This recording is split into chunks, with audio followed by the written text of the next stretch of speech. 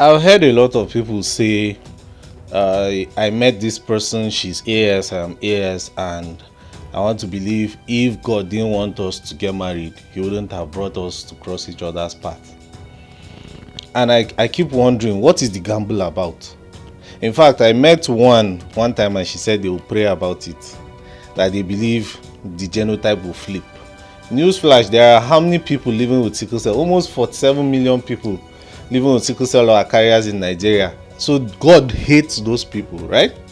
Or the people that gave birth to them, God actually cursed them or hates them, right?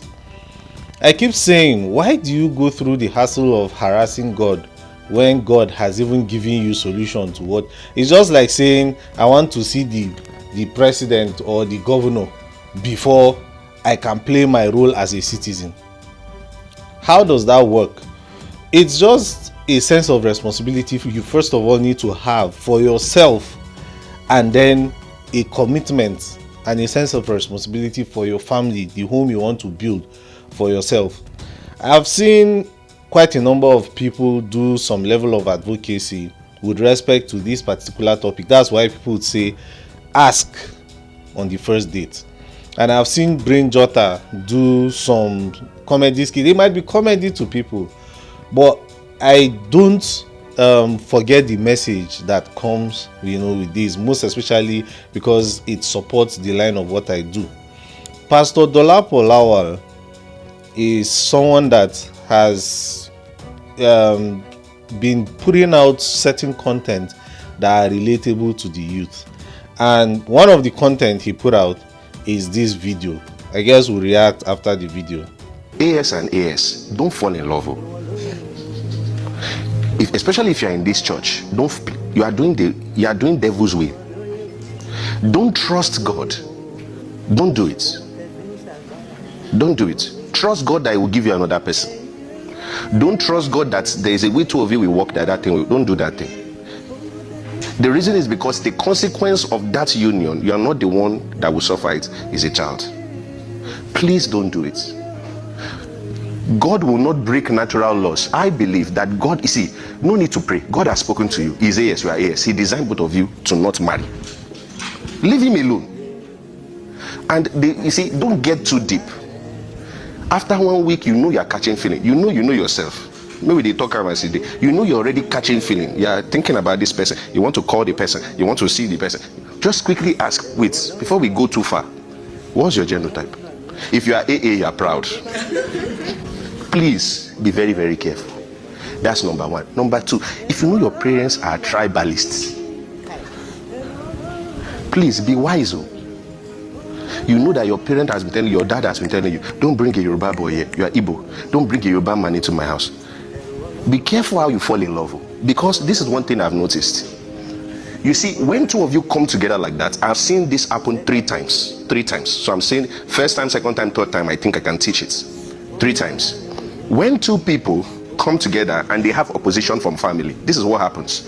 They stop getting to know each other and they form what is called a comradeship friendship. So what that does is that two of you come together to eliminate a common enemy. By the time you eliminate that common enemy, then you will not realize that you were never friends, you were enemies that had one enemy in common. So you find people, I'm telling you, I noticed this. I asked the first person, how come you don't know this person? My parents didn't want. Why? We're from different tribes. I said, so you people were not getting to know each other. You were praying most of the time. The devil is wicked. They were doing his prayer. You people were praying, you were not talking. It's like they married, two strangers. Like, what were you people doing? How come you don't know? See, one of them,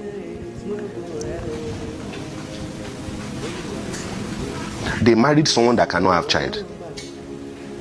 I did not say that does not want to.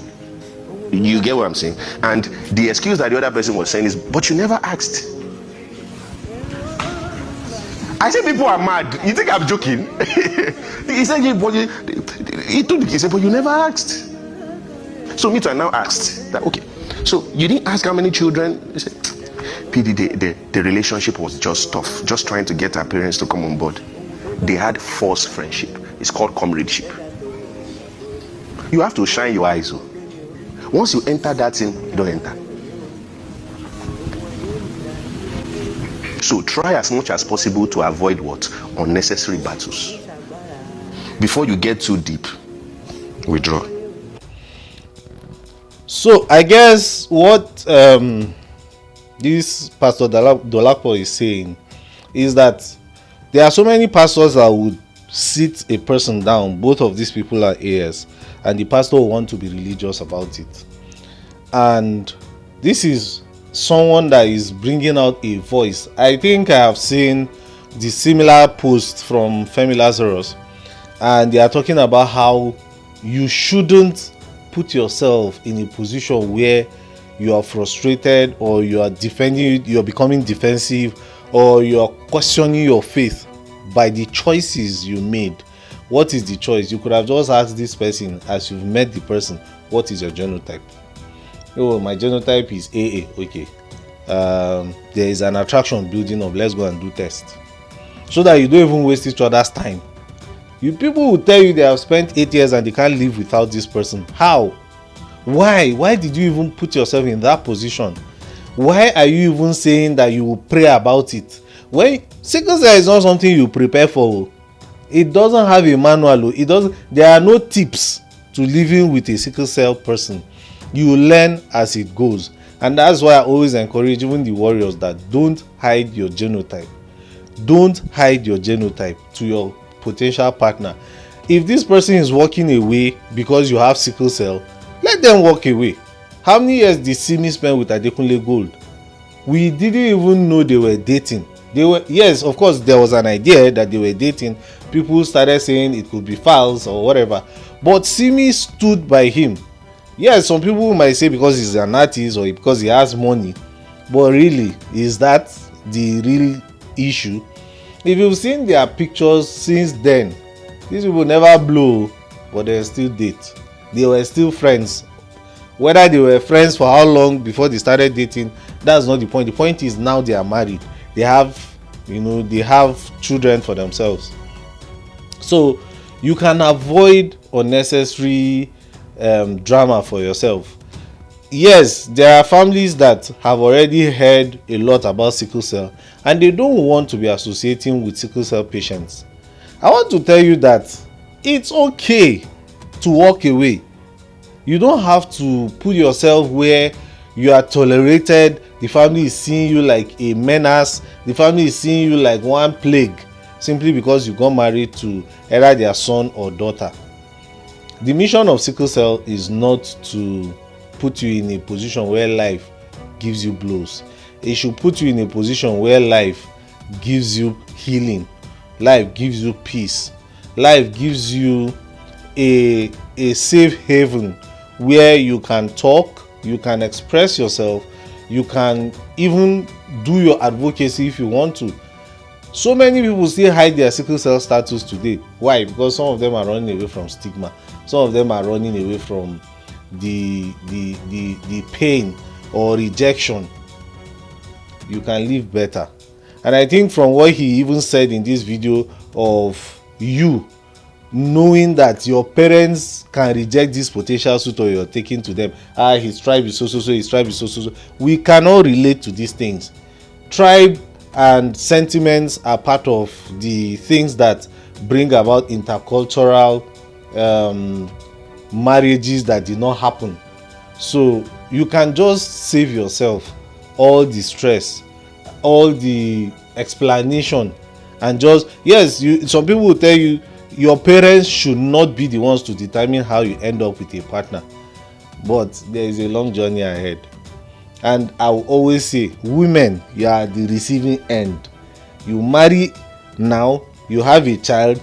If this child ends up to become sickle cell, you are the first caregiver. Now you go breastfeed this pikin. Even if the pikin they take now you're going to have to be the first caregiver to the child. The man cannot, even if he wants to be there, he cannot be there.